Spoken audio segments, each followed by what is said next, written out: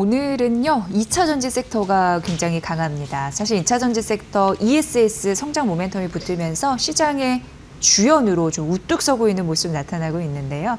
오늘 ESS 시장 전반적인 궁금증 많으실 것 같아서 좀 시원하게 풀어드리도록 할게요. 윤석천 경제평론가님 와 계십니다. 어서 오세요. 네, 안녕하십니까? 네. 요즘에 좋은 소식들이 나는데 미국 ESS 시장에 막 우리가 뛰어들면서 여기에서 막 수주해내고 이런 소식이 이제 들려다 보니까 네네. 이 시장이 또 워낙 크잖아요. 네네. 미국 ESS 시장. 네네네. 그러니까 참 기대감, 설레는 마음 이런 게 좀 드는 것 같아요. 예. 제가 이제 사실 수많은 기관에서 ESS 시장이 얼마나 성장할지에 대한 전망치들을 내놓고 있죠. 네. 뭐 2030년에는 얼마, 35년에는 얼마. 근데 제가 그걸 인용을 안 하는 이유는 예. 사실은 이게 얼마까지 확대될지 몰라서. 예, 네. 확장성에 대한 어떤 그 전망 자체가 사실 좀 무의미하다라고 얘기할 수가 있어요.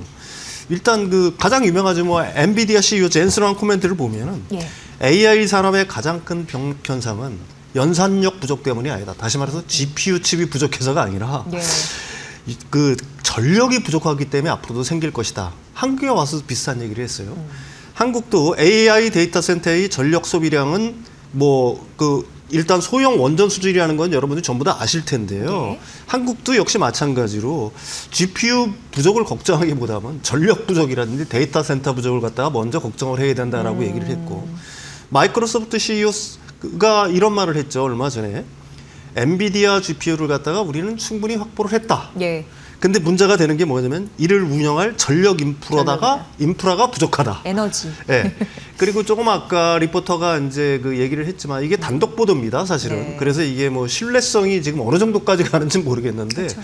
오라클에서 LG 에너지솔루션에 이 엄청난 규모, 우리나라 돈으로 한 7조 원 규모의 LFP ES 배터리를 갖다가 발주할 계획이다. 뭐 이런 네. 기사가 떴잖아요. 근데 그게 기존가보다 2배 높은 가격으로 계약을 했다는 거예요. 계약을 할 가능성이 높다는 거예요. 이 얘기는 뭐냐면은 기존의 ESS를 갖다가 전문적으로 하는 사업자뿐만 아니라 빅테크들도 아까 마이크로소프트 CEO 말에서 우리가 보듯이 사실은 지금 전력 부족이 가장 심각한 상황이기 때문에 그 전력 부족 상황을 갖다가 가장 긴급하게 해결할 수 있는 방법은 네. 역시 재생에너지 플러스 ESS잖아요. 그러니까 ESS에 대한 수요가 엄청나게 늘어나고 있다. 이걸 갖다가 방증을 한다라고 얘기할 수가 있는 거고요. 그 외에도 사실 ESS가 재생에너지의 어떤 간헐성만을 갖다가 회피하기 위해서 그걸 갖다가 보완하기 위해서 필요한 것뿐만이 아니라 데이터 센터에는 이게 필수적이라는 사항을 갖다가 제가 거듭 말씀드렸어요. 왜 그러면 데이터 센터는 정전이 되면 안 되잖아요. 네. 그러니까 기존의 UPS의 어떤 대응책, 대안으로서 쓰일 수가 있는 거고, 또 하나 가장 중요한 이유는 데이터 센터에 들어가는 전력의 품질은 굉장히 좋아야 됩니다. 골아야 돼요. 이게 전력 불안정이 생기면 어떤 그렇죠, 현상이 생기냐면은 연산에 오류가 생긴다고 합니다. 예. 그러니까 정전 못지않게 전력의 품질이 굉장히 좋아야 된다. 그 대안은 결국 ESS가 될 수밖에 없는 거고요. 또 하나는 이제 피크 대응이죠. AI 데이터 센터 전력 소모가 워낙 엄청나기 때문에 가령 여름철, 북반구의 여름철 같은 데는 전기를 굉장히 많이 쓰지 않습니까? 이럴 때는 피크아웃 될 가능성이 있으니까 그거에 대한 대안으로 ESS가 반드시 필요하다.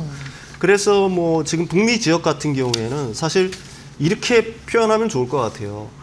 ESS 배터리를 구하기 위한 어떤 뭐라고 할까요? 경쟁이 이미 벌어지고 있다. 이렇게 얘기할 수가. 현상이 거기서 나타나요. 예, 아무래도 그럴 수밖에 없겠죠. 예.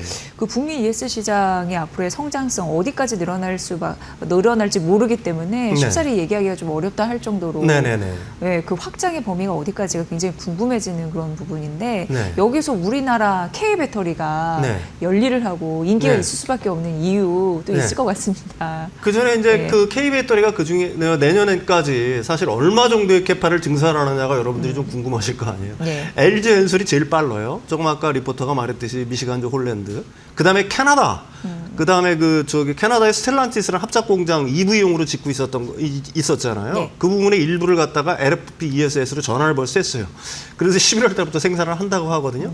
그것뿐만이 아니죠. GM 상공장 인수한 랜싱 공장.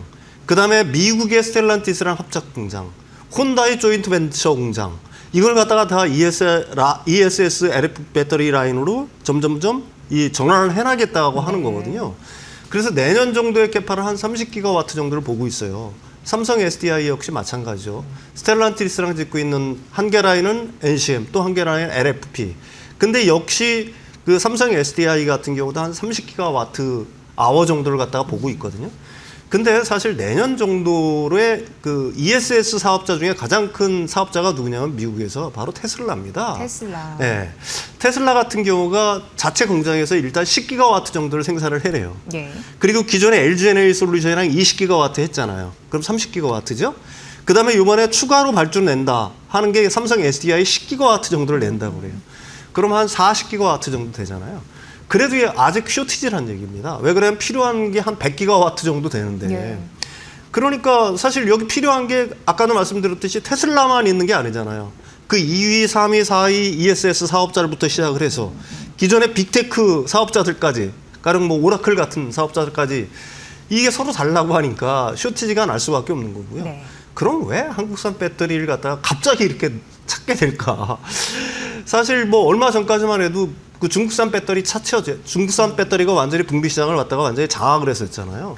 테슬라 같은 경우도 CATL LF 배터리를 갖다가 들여와서 미국에서 그 메가팩이라든지 뭐 이런 걸 만들어서 ESS 사업을 진행을 했던 거거든요. 근데 이게 내년부터 힘들어지는 게 뭐냐면 ESS 사업자, 설치 사업자들 같은 경우는 미국에서 ITC라고 투자세 공제를 받습니다. 무슨 얘기냐면은 내가 10조 원을 투자해가지고 ESS 유틸리티라든지 뭐 이런 걸 갖다 건설했다라고 하게 되면은 그 중에 얼마를 갖다가 공제를 받냐면은 투자로 다시 조사를 받냐면 30%에서 30%에서 50%예요. 최대 50. 예. 그러니까 이게 황금알을 낳는 거예요. 근데 예. 조건이 뭐냐? 비중국산 원가 비중이 내년부터 55% 이상이 돼야 돼요. 아, 비중국. 비중국산 원가비죠. 예. 그렇다는 얘기는 중국산 배터리를 갖다가 거의 소재라든지 이런 걸 갖다가 거의 쓸 수 없게 된다는 얘기인 거고요. 네네. 이게 이제 이 풀크레딧이 언제까지 OBBA법에 의해서 지원이 되냐면은 2033년까지 지원이 되는 겁니다. 그리고 비중국산 원가 비중은 매년 5%씩 높아져요. 26년에는 아까도 얘기했죠. 55%지만 27년에는 60%로 높아지는 거거든요. 그러니까 서둘러서 한국산으로 대체할 수밖에 없는 거고요. 이 배터리를 갖다가 만드는 배터리 셀 입장에서도 마찬가지예요. 배터리 셀은 그 ESS 사업자들 같은 경우는 AMPC를 받잖아요. 첨단 제조 세액 공제 혜택. 이게 어느 정도로 큰 거냐면은 킬로와트당 셀은 35달러. 그다음에 모듈은 45달러를 받아요. 네. 근데 보통 1kWh 아워당 LFP ES 배터리가 가격이 얼마냐면 평균 가격이 100달러예요. 100달러 중에서 45%를 갖다가 되돌려 받는 겁니다.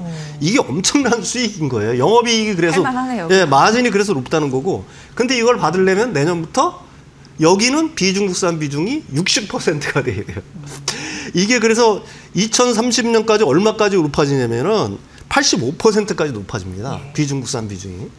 그러니까 이 배터리를 갖다가 ESS 배터리를 만드는 회사들 같은 경우에는 당장 지금으로서는 뭐 LG 엔솔이 됐든 삼성 SDI가 됐든 아니면 테슬라가 됐든지 간에 이 비중국산, 그러니까 중국산 소재라든지 부품, 배터리를 갖다가 쓸 수 없는 환경이 점점 도래를 하고 있다는 얘기죠. 네네네. 이 부분은 사실은 그 지금 중국에 대한 어떤 관세랑도 별 상관이 없어요. 내년부터 ESS 배터리에 대해서 60% 관세를 갖다가 부과를 하는데 그거 외에도 제가 계속 말씀드리지만 그 반덤핑 관세, 상계 관세 합치면 160%대예요. 실효 관세가. 근데 그 관세가 없더라도 바로 이런 문제들 때문에 이 중국산을 갖다가 한국산 배터리들이 대체할 수밖에 없다. 그럼 일부에서는 그런 질문도 해요. 파나소닉이 대체하면 되는 거 아니냐. 파나소닉은 캐파 증설을 갖다가 굉장히 어떻게 보게 되면은 좀 소극적으로 했습니다. 네. 그래서 파나소닉 같은 경우는 테슬라에 그 원통형 배터리 있죠. 그걸 공급하는 것만 해도 지금 거의 벅차다 이렇게 말씀드릴 수가 있는 거고요. 따라서 미국의 ESS 시장 자체는 거의 한국판으로 굳어져 가고 있다. 그래서 자꾸 그 미국의 어떤 그 ESS 사업자들이 요즘 들어서 한국 그 K 배터리에 손을 내미는 이유가 바로 거기에 있다. 이렇게 이해를 하시면 될 것 같습니다. 네. 그리고 최근 그 2차 전지 관련 얘기할 때 리튬에 대한 그 반등 모멘텀 이런 네네. 부분도 언급되고 있어요. 네네네. 예. 이게 리튬 가격이 계속 6월 23일부터 계속 올라가다가 네. 또 한동안 주춤했죠. 그랬더니 좀 잊혀진 어떻게 보게 되면 좀 이벤트가 되고 있는 것 같은데 요 근래 들어 다시 조금씩 올라가고 있습니다.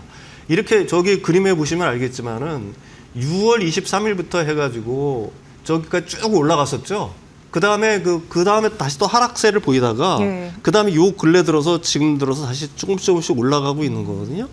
이게 올라가고 있는 이유는 가장 큰 이유는 뭐냐면은 중국 정부의 공급 개혁 이것이 거의 확실시되고 있다. 이런 현상이 지속이 되면서 리튬 가격이 상승을 하고 있는 거고요. 우리가 이제 가장 큰 탄산 리튬 가격에 가장 큰 영향을 미치는 거는 결국은 CATL의 어떤 광산이잖아요. 장시성 이춘에 있는 젠샤워 리튬 광산이라고 보통 얘기하는데 이 리튬 광산의 규모가 어느 정도냐면 전 세계 리튬의 3%에서 거의 5%예요. 이게. 그런데 이게 문을 폐쇄됐었잖아요. 가동 중단을 했었거든요. 근데 9월 말 이후에 다시 연다는 소문이 있었잖아요. 근데 그 이후에 소문이 없었잖아요. 근데 10월 31일 날 로이터에서 보도를 했습니다. 얼마 전에. 아직도 문을 닫고 있다. 그래요. 그래서 그래서 CATL이 외부 업체 두 곳에서 리튬을 조달하고 있다. 예. 자체 조달하는 게 아니라. 그러니까 중국 정부의 어떻게 보게 되면은 그 공급 개혁 드라이브, 그 다음에 과당 경쟁으로 일어난 어떤 덤핑 경쟁, 출혈 경쟁을 갖다가 막겠다는 의지들이 어떻게 보게 되면 약간 좀 가시화되고 있다. 이렇게 표현할 수가 있는 거고요. 가장 중요한 거는 이 리튬 가격 상승을 하면서 사실은 중국의 배터리 소재라든지 가격 같은 것들이 급등을 하고 있습니다. 예. 이게 그 다음 건을 보시면 알겠지만 우리가 전해질염 혹은 리튬염이라고 하는 거 있어요. LiPF6라고 보통 얘기를 하죠. 이게 지금 올라간 거를 보여주는 거거든요. 이게 거의 한 달 사이에 60% 이상 폭등을 했습니다. 이게 한 달 사이에 이렇게 폭등을 한 거예요. 근데 이 전해질염뿐만이 아니라 전해질염이 올라가니까 전해질이라는 건 뭐냐면은 결국은 양극재나 음극재 이런 사이에 들어가야 되는 거잖아요. 그러니까 삼원계 양극재, 그 다음에 LFP 양극재 가격도 동반 상승을 하고 있다. 네. 이렇게 보시면 되는 거고요. 그래서 전해질염이 이제 제일 많이 어떻게 보면 가격이 급등을 하는 상황인 거고 그 외에 아까도 얘기했지만은 양극재부터 시작을 해가지고 각종 소재들이 조금씩 반등 움직임을 보이고 있다. 이렇게 이해를 하시면 될 것 같아요. 예. 근데 이제 이렇게 올라가게 되면 그럼 한국 배터리 업체에는 어떤 영향을 미칠 것이냐가 굉장히 중요하잖아요. 네. 일단 내년부터 시작하는 중국의 5개년 개발 계획에는 전기차에 대한 보조금이 빠졌어요. 전기차 보조금을 더 이상 안 주겠다라고 이제 얘기를 하는 겁니다.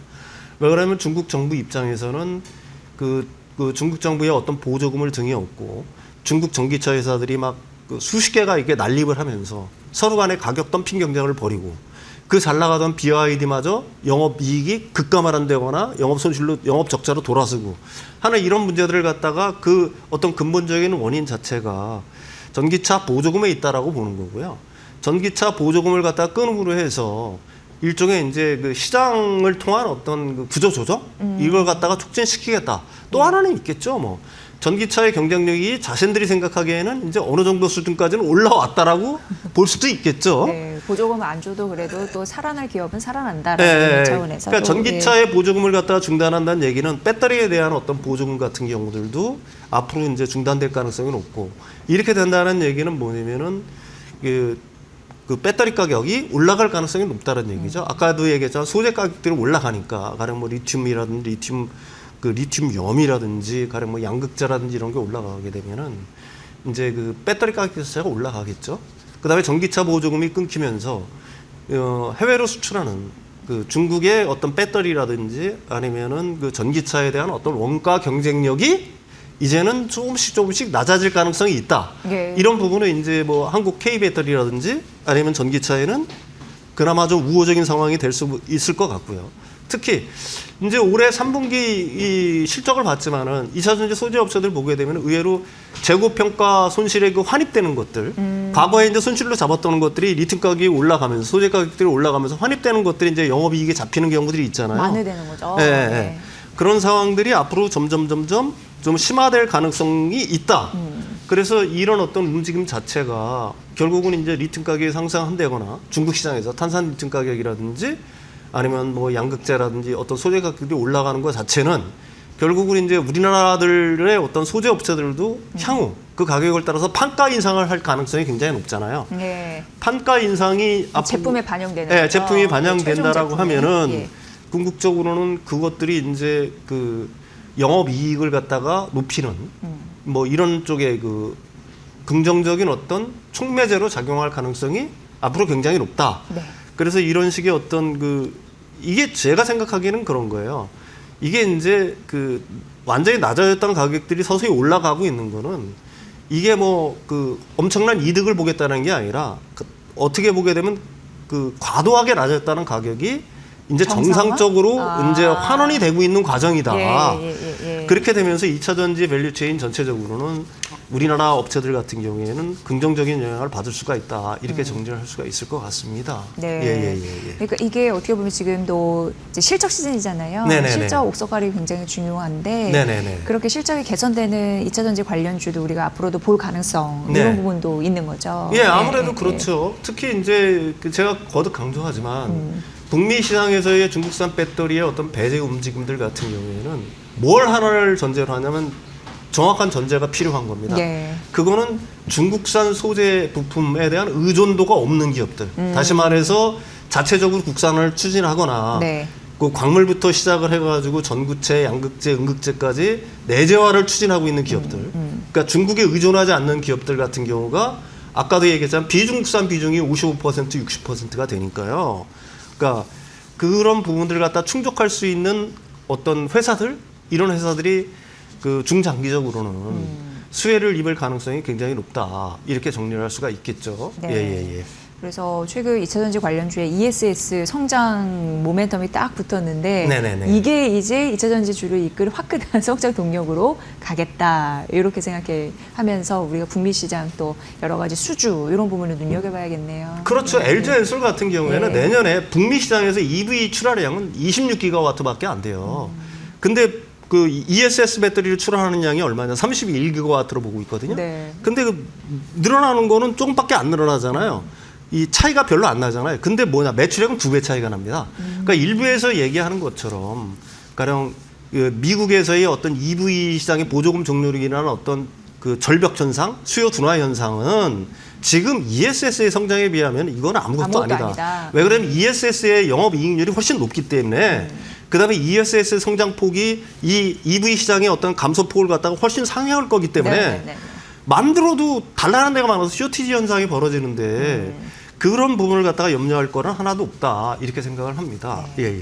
전기차 수요 둔화되더라도 ES 시장의 그 성장 모멘텀이 받쳐줄 것이기 때문에 네네네. 오히려 큰 문제 없이 네네네. 그쪽에다 이제 베팅을 하는 그런 그렇죠. 모습들 앞으로도 나타나겠다. 네네. 예. K배터리 미국 ESS 시장에 확실한 주도권을 주면서 갈 수 있는 요인들 쭉 한번 분석해드렸는데 미래가 밝네요.